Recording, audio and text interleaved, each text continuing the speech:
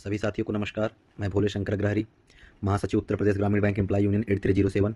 बहुत सारे साथियों ने मुझे संदेश भेजा था कि हाल ही में जो बैंक द्वारा परिपत्र जारी किया गया है ओवर टाइम क्लेम करने का, उसमें क्या नियम शर्तें हैं, क्या पात्रता है, उसी विषय में मैं ये वीडियो रिकॉर्ड कर रहा हूँ। और मेरा प्रयास रहेगा कि मैं सरल भाषा में जो बायपर्टाइट में लिखा हुआ उसको वर्णन करूँ और आप सभी को समझ में आए और आप सब में से जो भी पात्र हो उसको आसानी से क्लेम कर सकें। तो जो 1966 में पहला बायपर्टाइट सेटलमेंट हुआ था उसी का क्लॉज नंबर 14 का मैं वर्णन करूंगा एट इट इज, जैसे उसमें लिखा हुआ है। जो बैंक ने सर्कुलर जारी किया उसमें यही लिखा है कि जो बाइपार्टाइट में 14 नंबर क्लॉज है 1966 का, उसी के हिसाब से नियम शर्त रहेंगे। तो मैं एक एक पॉइंट जिक्र कर रहा हूँ जो जरूरी है।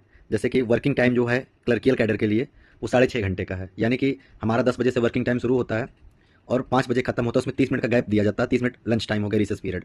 तो 6.5 घंटे की ड्यूटी हमारी काउंट होती है। और जो सब स्टाफ है उनकी 7 घंटे की ड्यूटी है, यानी जो बैंक के परमानेंट ऑफिस अटेंडेंट है उनकी 7 घंटे की ड्यूटी 10 से 5:30 होती है। इसमें 30 मिनट का लंच टाइम घटा दिया जाता है, तो 7 घंटे उनकी ड्यूटी हो गई।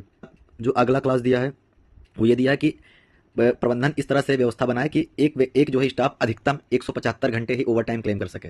यानी सीधे सीधे आप समझिए कि आप साल भर में कैलेंडर ईयर जो होता है 1 जनवरी से लेकर 31 दिसंबर तक, उसमें 175 घंटे ही ओवर टाइम क्लेम कर सकते हैं। उससे ज़्यादा अगर आप ओवर टाइम क्लेम करेंगे तो बैंक आपको पेमेंट नहीं करेगा। अगला क्लास जो दिया है ये क्लर्कियल कैडर के लिए दिया है कि जो पहला क्वार्टर होता है, यानी अगर आप 5 बजे आपका ड्यूटी खत्म हो गया और 5 बजे के बाद जो 1 घंटे का क्वार्टर हुआ 15 मिनट, यानी जो पहला स्टार्टिंग 15 मिनट होगा 5 बज के 15 मिनट तक, वो कसनिंग पीरियड में काउंट होगा वर्किंग डे का। और इसके लिए कोई भी पेमेंट ओवर टाइम नहीं देगा बैंक। तो यदि आप वर्किंग डे में 5 बजे से लेकर 5:15 तक काम किए हो तो उसका कोई भी पेमेंट नहीं होगा।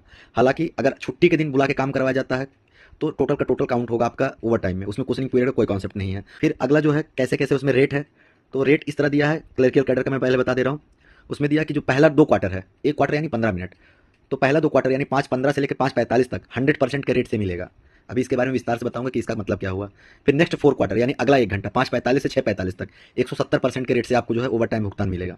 फिर उसका अगला नेक्स्ट 4 क्वार्टर जो हो गया अगला 1 घंटा यानी 6:45 से लेकर 7:45 तक, वो भी आपका 200% के रेट से मिलेगा। और फिर उसके बाद भी कराया जाता तो 200% ही काउंट होगा। और सब स्टाफ के लिए है कि अगर उनकी 5:30 बजे ड्यूटी समाप्त हो गई, ओवर टाइम कराया जाता है, तो पहला जो 4 क्वार्टर होगा यानी पहला 1 घंटा 5:30 से 6:30, वो 150% के रेट से उनको जो है भुगतान दिया जाएगा।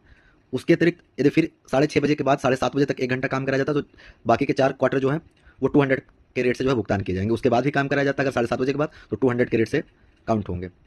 अगर रविवार, सेकंड सैटरडे, फोर्थ सैटरडे या छुट्टी के दिन काम कराया जाता है, तो जितने समय से काम शुरू हुआ और काम खत्म हुआ 200% क्वार्टरली जो उनका होगा हर घंटे के हिसाब से भुगतान किया जाएगा हर क्वार्टर पे। एक क्वार्टर 15 मिनट का होता है। यदि कोई ऐसा क्वार्टर है जिसमें 15 मिनट नहीं पूरा हुआ है तो उसको 1 क्वार्टर ही काउंट होगा। अगर मान लीजिए आप 5:15 से शुरू किया और 5:25 तक के काम किए, 10 ही मिनट हुआ, फिर भी उसको आपको 1 क्वार्टर का भुगतान दिया जाएगा। इसमें कोई ऐसा बाउंडेशन नहीं है कि आप जो है मंथली कोई रिस्ट्रिक्शन कर दें 175 घंटे का, या फिर कोई जो है क्वार्टरली कर दे। एनुअल जोड़ा जाता है कैलेंडर वर्ष से। उसके अतिरिक्त कैसे काउंट होगा कि हमारा 1 घंटे का दर क्या हुआ, 100%, 170% और 200%, तो उसका फार्मूला इसमें दिया हुआ है बाइपर्टाइट में कि हमारा जो सैलरी बनता है वो ये अनुमानित बनाया जाता है कि हमने 150 वर्किंग घंटे काम किए हैं। यानी उदाहरण के तौर पे मान लीजिए मेरी जो सैलरी है वो 60,000 रुपये है, 60,000 रुपये मेरी ग्रॉस सैलरी है, तो 150 घंटे के हिसाब से 400 रुपये घंटे ग्रॉस सैलरी मेरी बन रही है। लेकिन ग्रॉस सैलरी के हिसाब से भुगतान ओवर टाइम का नहीं होता है। उसमें कुछ चीज़ें इंक्लूड होते हैं, कुछ चीज़ें नहीं इंक्लूड होते हैं। अब इंक्लूड क्या होते हैं? बेसिक पे, ऑफिसिएटिंग अगर मिलता हो तो ऑफिसिएटिंग पे, जो डीए मिलता है वो डीए, और स्पेशल पे अलाउंस अगर कोई है तो स्पेशल अलाउंस। यानी कि जो ट्रांसपोर्ट अलाउंस है और जो हमारा एचआरए है वो इसमें काउंट नहीं होगा। यानी मान लीजिए मेरी ग्रॉस सैलरी 60,000 रुपये है और उसमें एचआरए और ट्रांसपोर्ट अलाउंस 15,000 रुपये मिल रहा है, तो उसको 45,000 ही काउंट होगा।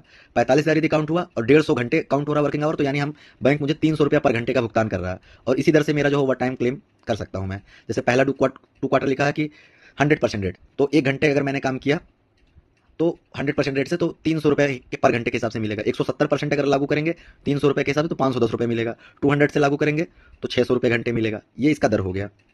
इसके अतिरिक्त इसमें कुछ और क्लास दिए हैं जो मैं आपको पढ़ के बता देता हूँ। 2 महत्वपूर्ण नियम शर्त है जो आपको जानना जरूरी है। पहला ये कि ओवर टाइम आपको तभी मिलेगा जब का प्रबंधक के संज्ञान में वो चीज़ कार्य करेंगे। यानी कि शाखा प्रबंधक के द्वारा या तो आपसे कहा जाए कि आप ओवर टाइम करिए, या फिर अगर आप कर रहे हैं बैंक का काम तो शाखा प्रबंधक उस पर रिकमेंड करेगा फॉर्मेट पे, तो उनके संज्ञान में ही, उनको विश्वास में लेकर ही आप काम करें 5:15 के बाद। यदि वो सहमत नहीं है तो ना ही करें। दूसरा चीज़ ये लिखा कि यदि आपके किसी गलती की वजह से आपको ओवर टाइम करना पड़ रहा है तो आप जो ओवर टाइम क्लेम नहीं कर सकते। लेकिन अगर कोई जेन्युइन कारण है तो आप उसमें स्पष्टीकरण देके क्लेम कर सकते हैं। यदि प्रबंधन उस पर सहमत होगा तो आपको भुगतान करेगा, नहीं सहमत होगा तो नहीं भुगतान होगा। तो ये दोनों नियम शर्त भी बताने आवश्यक लगे, इसलिए मैंने आपको बताना उचित समझा। मुझे लग रहा है कि मैंने जो भी उसमें क्लॉज दिया है उसको वर्णन किया है ठीक ढंग से, आप सबको समझ में आया होगा। लेकिन फिर भी यदि कोई कन्फ्यूजन होगा तो आप सब हमसे हमारे संगठन के पदाधिकारियों से संपर्क कर सकते हैं। हम लोग पूरा प्रयास करेंगे कि आप सबको सरलता से इसके बारे में बताएं और सभी पात्र साथियों को इसका जो है भुगतान करवा सकें। धन्यवाद।